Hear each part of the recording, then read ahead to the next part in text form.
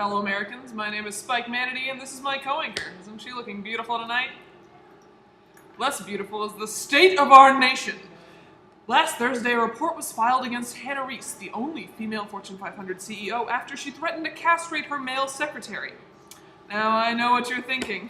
He pretty much did this to himself, deciding to work as a secretary. I mean, really, secretaries are pretty much glorified paperweights. You used to be a secretary, didn't you? Yes, yes I did, Spike, but I certainly never felt like a paperweight.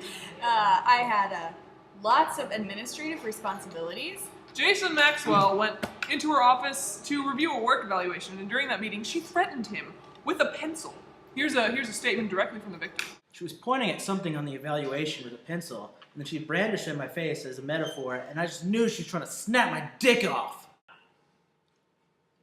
Did that go on? I thought we had a 5-second. As we know, sexual harassment in the workplace is a huge problem in this country, and this woman has only perpetuated... Actually, Spike, wasn't Jason there to discuss a sexual harassment claim coincidentally held against him? Well, yeah, but it was a mild case, like ogling or something. Moving on.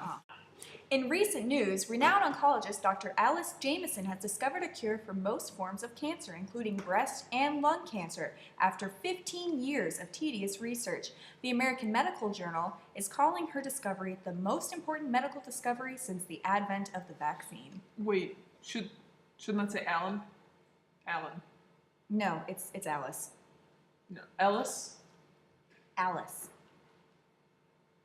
Alec. Alice, like Alice in Wonderland, Spike. Oh, a girl. Okay. Sorry.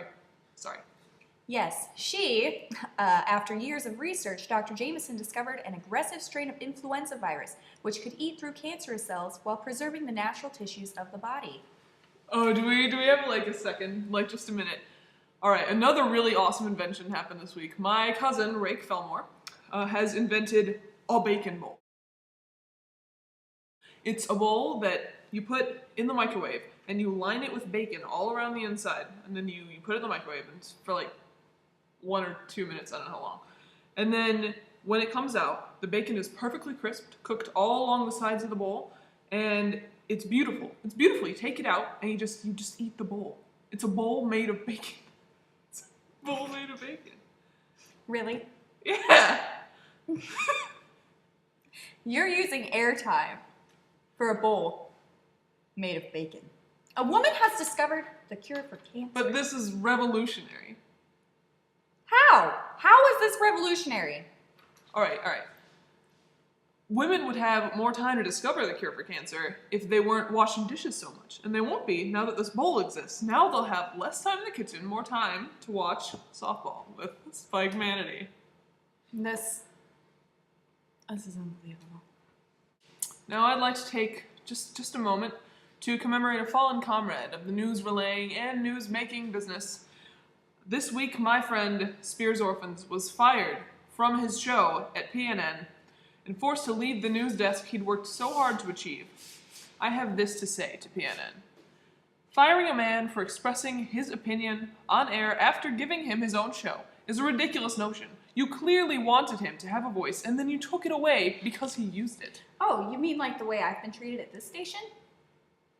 No. That's not the same thing. Really? Because you talk over me every chance you get, Spike. You're trying to talk over me right now. I am paid twice as much as you. That means I get to say twice as many words as you. That's 0. You let me say 0 words, Spike. 2 times 0 is still 0. Oh, someone's got a high school diploma. Anyway, this is softball with Spike Manatee, not softball with... Oh my god. You don't know my name? Do you? Do you know my name, Spike? What's my name? What's her name? You can't even ask me? As of last Tuesday, it is now illegal to be gay in Russia. You may remember them passing a law against homosexual propaganda. This is not the same. They recently passed a new law stating that those who are gay in Russia will now be forcibly extradited to San Francisco.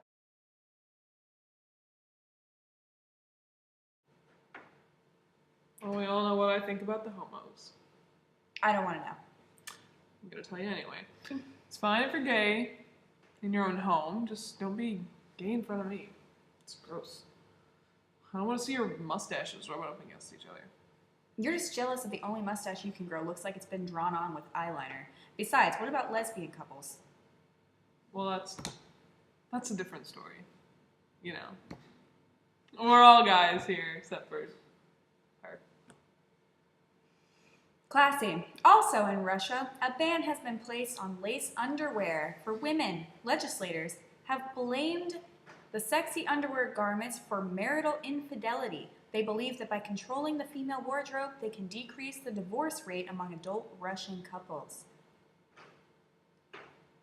Spike, are you even listening? Hello? I was thinking about a bacon bowl with like mac and cheese in it. Maybe some breadcrumbs on top. You can't even listen to what I'm saying when it's about sexy lace underwear. Oh, lace underwear. In a bacon bowl. It's my kind of party. Have you completely given up on reporting the news? Yeah, pretty much. Wow.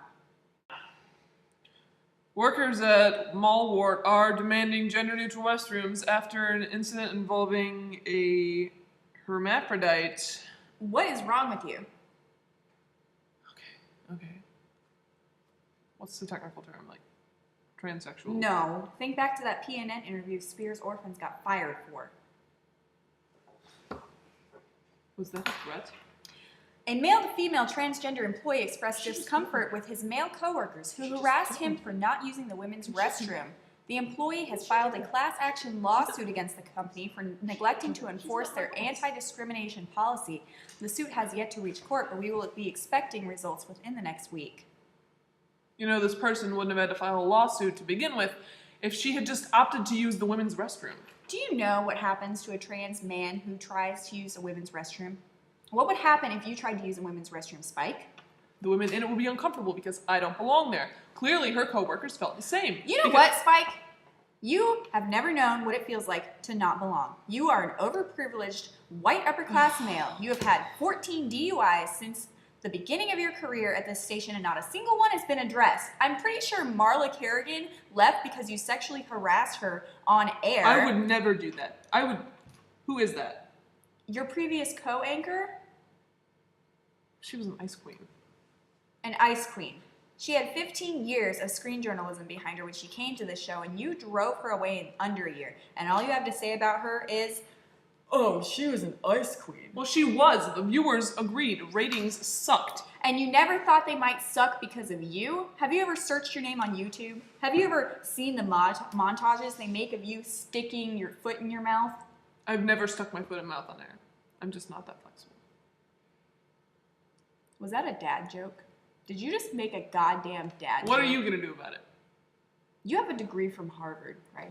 Yeah, well, my overprivileged, white, upper-class father wanted to make sure I had the best possible education. Where'd you go to school?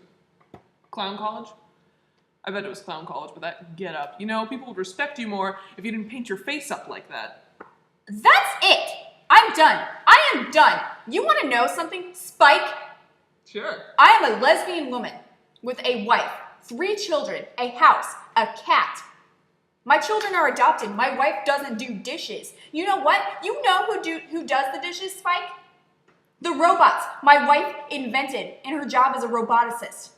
They also come in handy for beating up pompous old farts who are obsessed with binary gender roles, traditional marriage, and bacon bull.